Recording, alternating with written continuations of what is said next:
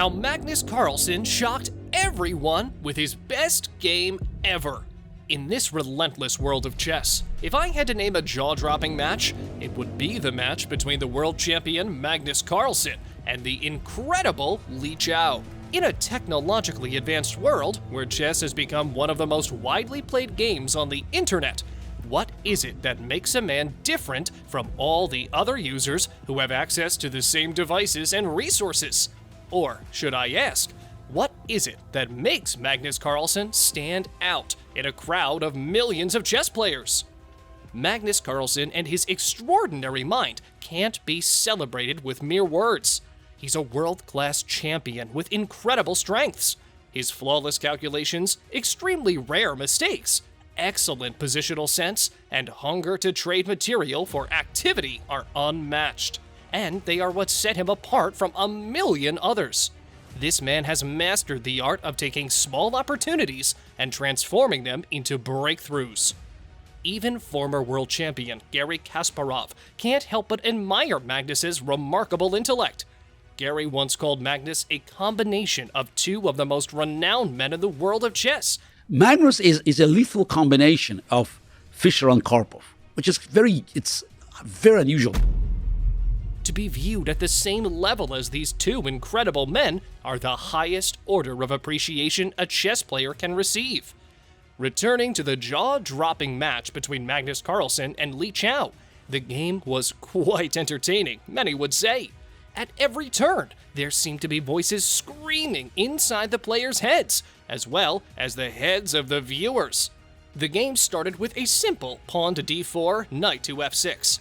About 10 moves later, at the 11th move, when Magnus played knight to h3, it was quite expected that Li Chao would play the obvious main move, bishop to e6. However, to everyone's surprise, that's not how it went. Li Chao decided to go with queen to e8 instead. Li, my friend, unfortunately, couldn't make much of an impact with his new approach. Then starts the small war of knight to f4, bishop to e6. Magnus was eager to play knight to f4, but that could only work if Li was at bishop at e6. Both players kept making other moves, avoiding the knight to f4, bishop to e6 move. Do you see how stubborn world champions can be? The game took an interesting turn afterwards.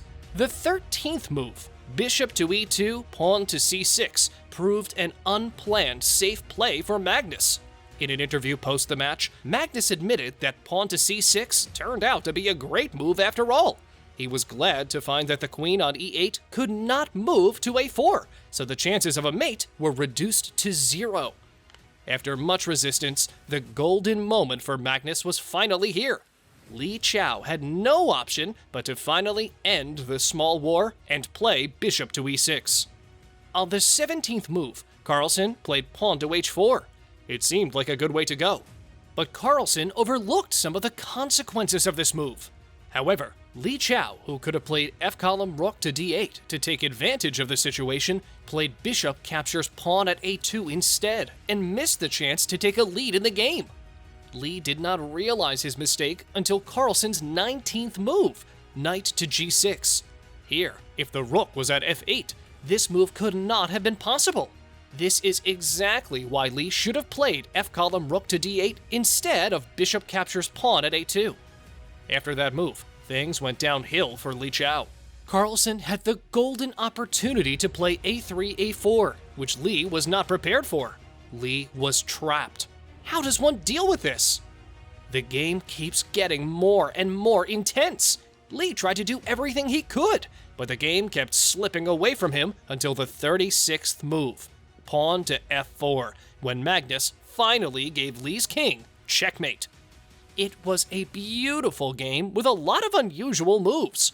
When you view it on a display screen, it may appear like Magnus was winning right from the 17th move. However, there's a little flaw in that statement. If you view it practically, Li Chao put up a great fight. I mean, who could save their king in that situation? Comment below and share your views.